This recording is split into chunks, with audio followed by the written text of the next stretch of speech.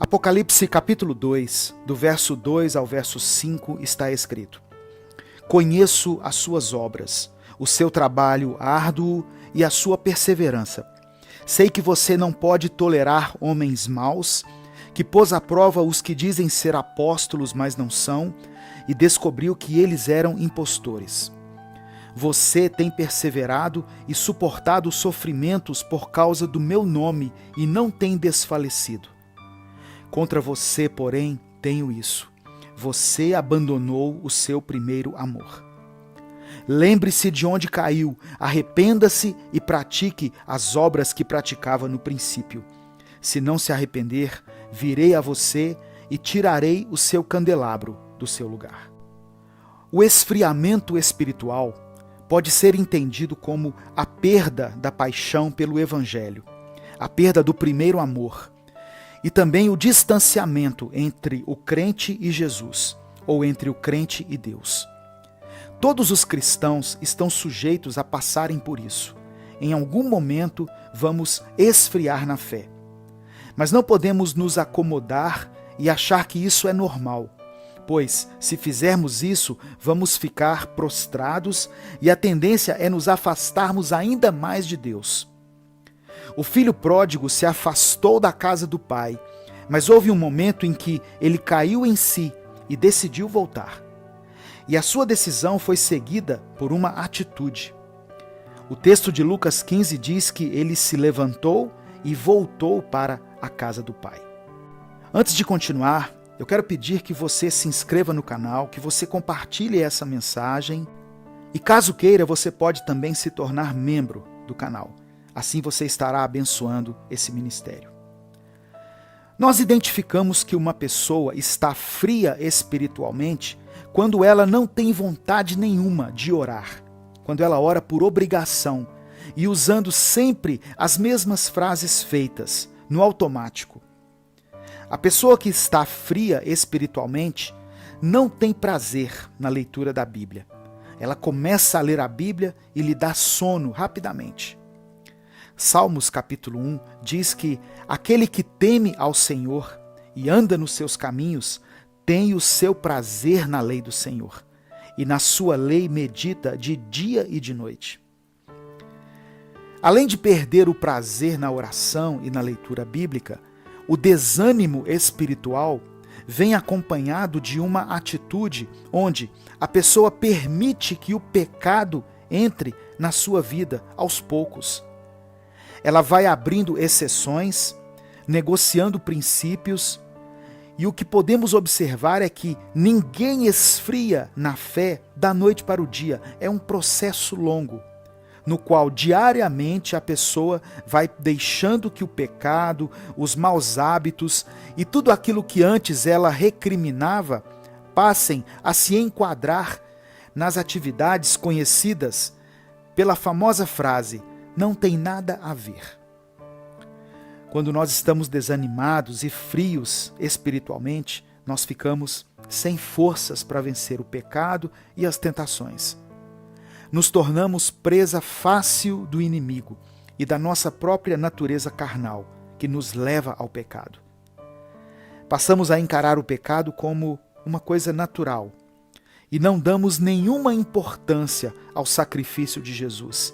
E nem nos importamos com a presença do Espírito Santo em nós. Não temos nenhuma disposição em buscar a Deus. E o pior é que muitas situações como essas passam despercebidas por nós. Às vezes tem pessoas assim ao nosso lado, mas que não demonstram. Aparentemente elas estão bem espiritualmente, porque no momento da oração, elas fecham os olhos. Durante o louvor, elas cantam. No dia da ceia, elas participam normalmente.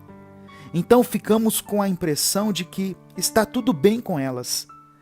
É o que nós chamamos de frieza velada, que é o oposto da frieza revelada, que é quando se torna evidente o abatimento espiritual. E nos casos de frieza velada, quando nos damos conta da gravidade da situação, já existe um nível de desmotivação ou de envolvimento com o pecado que fica difícil voltar atrás. O pecado, quando ele é descoberto, geralmente provoca escândalo e a pessoa fica sem graça de voltar na igreja, se afastando ainda mais da comunhão com os irmãos e com Deus. São crentes que estão frios por dentro, mas mantêm a aparência externa, escondendo e disfarçando a sua degradação interior. Se tornam meramente religiosos, frequentadores de cultos, mas não têm nenhuma vida com Deus. E tem também aqueles que se tornaram declaradamente frios e incrédulos, que passaram a questionar a palavra de Deus e o poder do Espírito Santo. 2 Coríntios capítulo 4, verso 16, diz assim: por isso, não desanimamos, embora exteriormente estejamos desgastados, interiormente estamos sendo renovados dia após dia. Qualquer pessoa está sujeita a passar por um período de desânimo na sua vida. O problema é quando esse período se prolonga por vários meses ou até anos.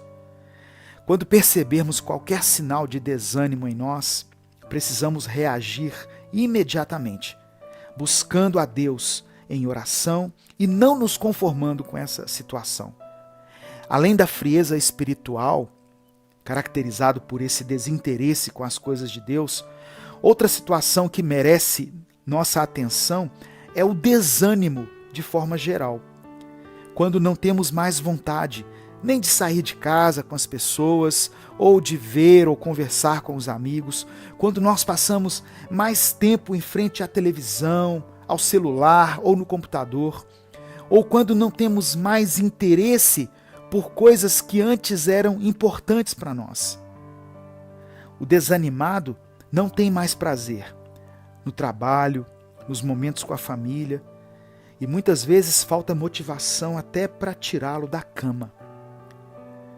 Esse desânimo pode estar ligado a uma estafa, que pode se originar de um esgotamento físico, mental, e ele pode ser também ocasionado pelo excesso de responsabilidades que nós assumimos.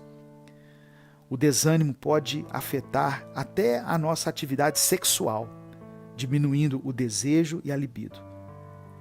Embora todos esses sintomas possam ter uma origem patológica, o desânimo também pode ser ligado a um fator espiritual, porque a falta de relacionamento com Deus pode fazer com que nós sejamos enfraquecidos no nosso espírito e, consequentemente, fiquemos desanimados também no nosso corpo.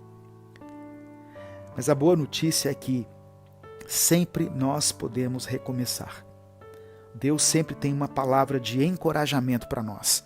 E mesmo que passemos um tempo desanimados e desmotivados, o Senhor nos dará força e nos sustentará nos momentos de fraqueza. Temos que nos lembrar sempre que Deus é conosco. Ele é o nosso auxílio e nos revigorará no tempo certo. É possível recomeçar, voltarmos para a direção proposta por Deus, voltar ao primeiro amor, levantar-se do pó e da cinza e olhar para Jesus Cristo, o único que pode revigorar e reanimar o que está abatido.